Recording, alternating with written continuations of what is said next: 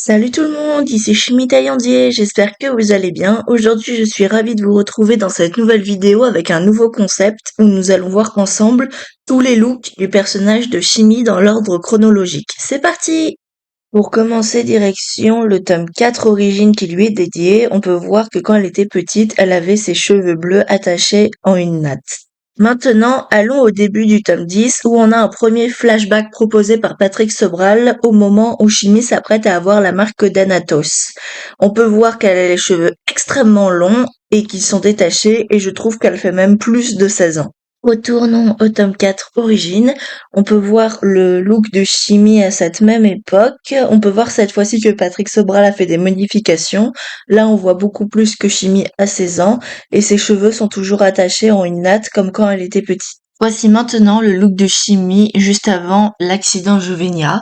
Donc c'est un visuel qu'on peut voir dans certains fanarts réalisés par Patrick Sobral et dans le tome 6 Origine qui est sorti il y a pas très longtemps au moment où je sors cette vidéo. Donc on peut voir que Chimie a la marque maudite sur son front, qu'elle a les cheveux extrêmement longs et détachés et qu'elle s'habille en vert. Et voici maintenant son fameux look post-accident Jovenia que nous connaissons tous. Elle est redevenue enfant, elle porte toujours du vert sur elle et a autour de la taille un morceau de la cape de Darkel. Ses cheveux sont plus courts et elle porte toujours la marque sur son front. Retournons maintenant au tome 10. Chimie a les cheveux blancs car elle s'apprête à devenir la réincarnation d'Anatos. Certes, elle ne garde cette apparence que pendant un seul tome, mais il reste quand même mémorable puisque c'est sous cette apparence qu'elle va embrasser Griff pour la première fois. Et voici maintenant son fameux look post-Anatos. Donc ses cheveux sont toujours blancs mais ils ont bien poussé. Son front est caché. Elle a les yeux blancs et avec de grosses marques parce qu'elle s'est fait crever les yeux par Anatos. Mais même si elle est aveugle, elle a de chaque côté de la tête deux broches élémentaires qui lui permettent de voir l'aura des gens. Elle a changé également de tenue vestimentaire, même si elle garde notamment du vert, on peut voir au niveau de ses chaussures qu'il y a également du bleu. Et dans le tome 16 et 18, on peut voir qu'elle a toujours la fameuse marque d'Anatos sur le front, mais qui à présent est noire depuis que ce dernier a été vaincu. Retournons maintenant au tome 17, où Chimiro devient adulte grâce à Calandre pendant une seule vignette. On peut voir que son look est toujours le même, elle est juste beaucoup plus grande. Et voici maintenant son fameux look World Without, donc à partir du tome 19, où on peut voir que cette fois-ci elle n'est plus une elfe mais une simple paysanne. Ses cheveux sont toujours aussi longs mais ils sont bruns. Au départ ils sont détachés mais quand elle part à l'aventure elle les attache en une natte. Et dans le tome La bataille du néant, elle retrouve les vêtements qu'elle avait version post-Anatos. Et voici maintenant son apparence à partir de la fin du tome 21. On peut voir qu'elle est redevenue une elfe, elle a à nouveau ses longs cheveux bleus.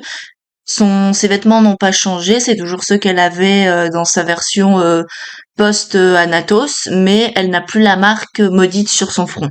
Voici maintenant son look à la fin du tome 23, une fois que l'accident Jovenia est terminé.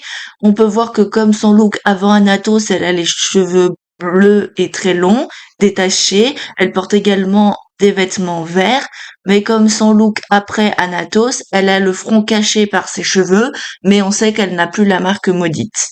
Et voici maintenant son dernier look présent à ce jour dans la nouvelle saga Les Légendaires et Résistance. On peut voir qu'elle est exactement la même physiquement, la seule différence c'est qu'elle est plus âgée, puisqu'elle est mère, elle doit avoir entre 40 et 50 ans sur cette image. Et enfin, pour finir, petit bonus que j'ai hésité à mettre, voici Dark Chimie. Donc, pour rappel, il ne s'agit pas de Chimie, mais de son double maléfique qui a été créé par Anatos à partir du sang de cette dernière. Donc, Dark Chimie ressemble à Chimie avant Anatos, elle n'a pas de marque sur son front, ses vêtements et ses yeux sont rouges, elle a la peau et les cheveux foncés, et le morceau de cape de Darkel autour de sa taille est de couleur orange.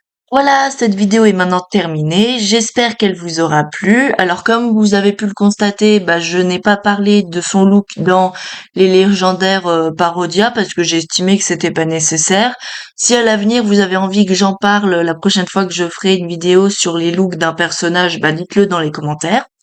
Voilà, en attendant, si cette vidéo-là vous a plu, n'hésitez pas à liker, à vous abonner et à commenter. En attendant, moi je vous fais de gros bisous et je vous dis à bientôt.